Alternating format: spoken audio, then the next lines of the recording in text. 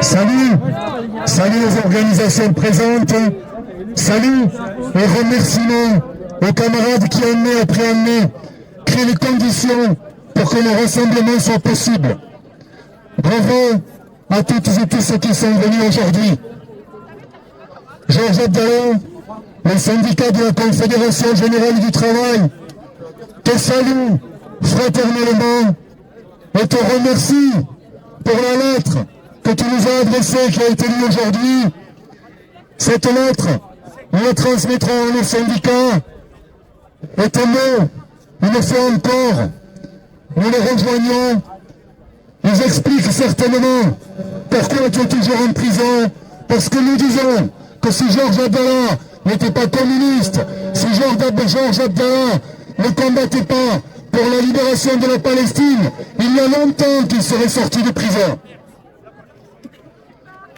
Nous disons aussi, quel que soit le contexte international, quelle que soit l'opinion qu'on peut avoir de notre camarade Georges Abdallah, l'opinion sur les actions qui ont été les siennes, sur le combat qu'il mène, sur les idées qu'il défend, sur ce qu'il représente, rien ne justifie que la France s'assoie sur les principes des droits de l'homme.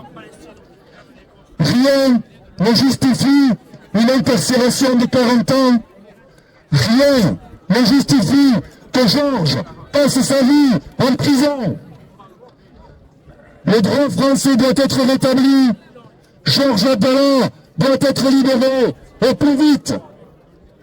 La CGT, par la voix de Sophie Binet, sa secrétaire générale, avec 13 autres organisations, syndicats, partis politiques, associations, a demandé un rendez-vous au président de la République pour exiger d'en finir avec une détention dont la durée est depuis trop longtemps une honte pour la France.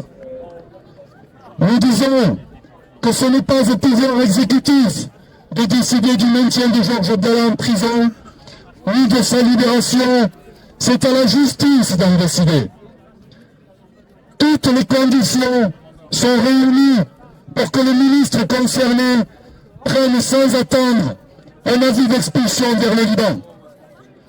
La prise de cette décision, en amont du jugement du tribunal d'application des peines, place l'expulsion à l'abri de toute pression extérieure et rétablit son caractère purement technique.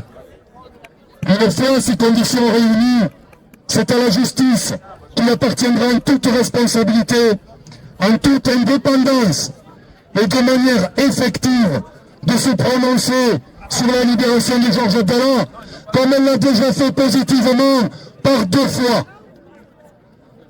Les travailleurs et les travailleurs de France exigent la libération de Georges Abdallah.